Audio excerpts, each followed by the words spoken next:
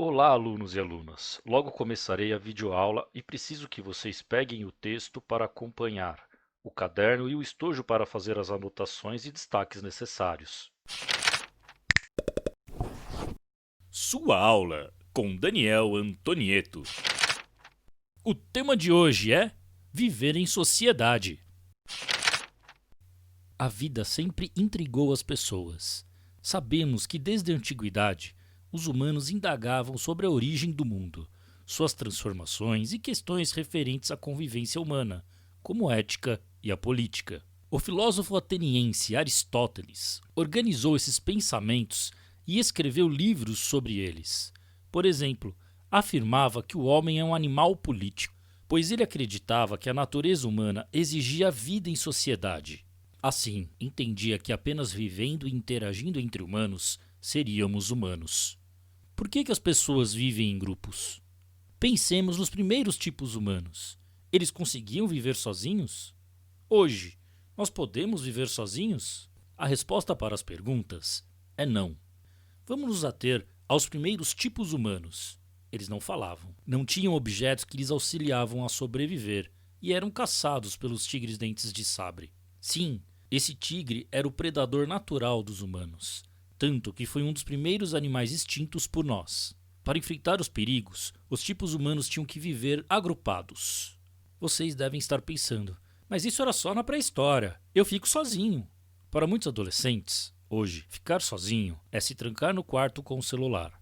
Primeiro, para você estar no quarto, outras pessoas estão na casa, onde tem uma família que se divide em funções para manter o ambiente agradável. Tem pessoas para manter seu celular, internet, a casa, comida e demais coisas que precisamos. Ah, mas eu me isolei, não falo com ninguém. Isso não é bem verdade. Como está com o celular, tem acesso ao WhatsApp e redes sociais, ou seja, está interagindo com outros seres humanos. O mesmo cabe ao jogar em algum meio eletrônico, ler textos, ouvir podcasts, assistir filmes ou seriados. Essas relações existem de forma direta ou indireta. Isso me lembra um filme que mostra um jovem que foge das interações sociais com humanos e busca refúgio no meio do mato. O nome do filme é Na Natureza Selvagem. Mas antes de assistir, confira a indicação da idade, caso não tenha atingido, assista com um adulto.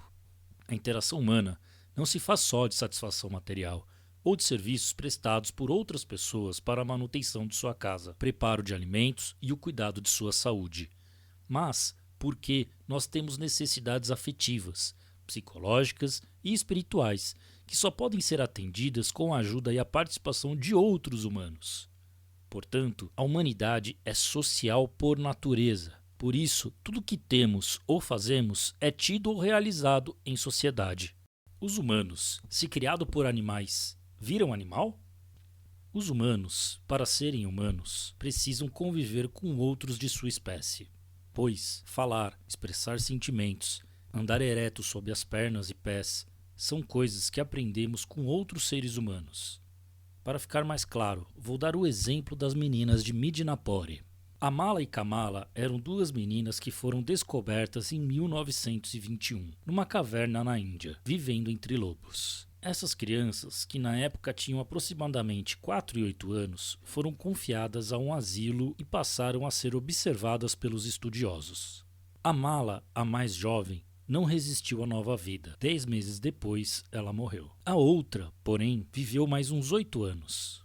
Ambas apresentavam hábitos alimentares bastante diferentes dos nossos, como fazem normalmente os animais. Elas cheiravam a comida antes de tocá-la, dilaceravam os alimentos com os dentes, poucas vezes fazendo uso das mãos como instrumentos para beber e comer.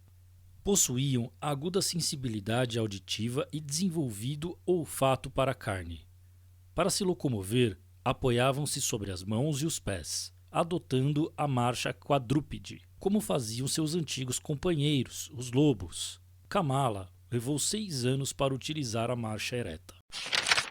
O professor Zing, observador e estudioso de inúmeros casos semelhantes ao das meninas de Midnapore, afirmou que tais crianças, geralmente, não chegam a desenvolver um sistema de linguagem semelhante à fala humana, limitando-se a sua comunicação a gritos e sons que muitos se identificam aos dos animais. Indiferente da realidade dessa pesquisa, Ela descreve como o ser humano se apropria das informações que recebem do meio em que vive. Por exemplo, quando uma criança nasce, ela vai aprender os costumes e a se comunicar como seus pais. Usará palavras, tomará atitudes, se comportará como aprendeu. Pode ser incorporando ou negando as atitudes da família ou do grupo. Tirem suas dúvidas nos plantões e nos canais online, como chat do YouTube, Google Sala de Aula, rede social ou e-mail institucional. Caso queira, compartilhe essa aula e dê seu like. Até breve, grande abraço!